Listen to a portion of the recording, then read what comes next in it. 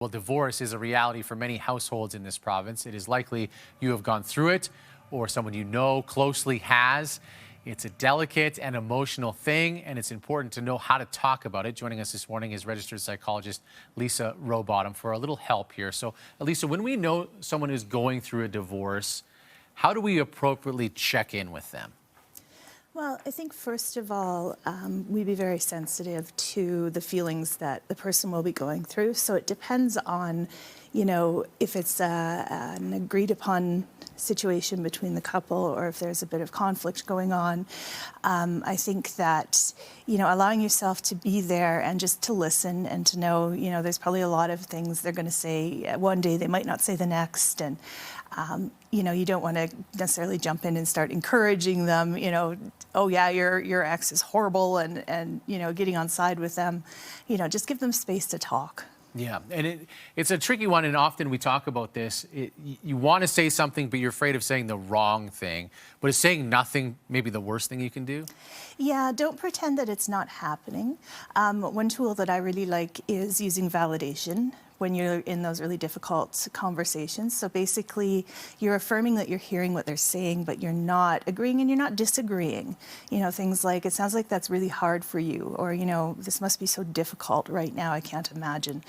Those types of statements allow you to relate to them in a way that's not going to add to their emotional distress. You're not going to increase feelings of anger or sadness, but you can still be there for them. Now, you touched on this earlier, but it is such an emotional thing, and sometimes people can share a lot, maybe more than you're prepared for. What do you do in that situation? So know what your boundaries are. If it's getting to the point where you're uncomfortable, it is okay to let them know gently, I'm not comfortable with this part of the conversation, and just step away from it or redirect the conversation to something you are comfortable with. Just so that you are able to continue to support this person without, getting stuck in maybe a loop of hearing their emotions over and over and over where it's starting to wear on you. Now, there are often situations where you may be friends with the couple, with both sides. Is there a way to not pick sides in this and be there for both? It's challenging because with the separation, there often is a pull towards, are you on my side or are you on their side? And the best way to do that is to stay neutral. So listen as much as you can. If you're going to try and maintain both relationships, then it's really important to offer no judgment on either side, because if you find that you're talking to one and then you're talking to the other, you don't want to take information from one to the other. So it is quite tricky. And people will find they'll drift one way or the other, and that's okay. But if you're really struggling to stay middle ground, then neutral and non-judgmental is best. Okay, and really quickly before you go, often children are involved. Do you have any advice to kids about divorce?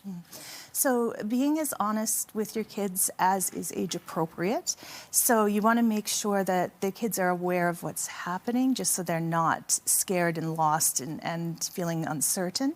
But you also don't want to dump everything on your children, even if you're used to having someone in the house to talk to and your kids are the only one there.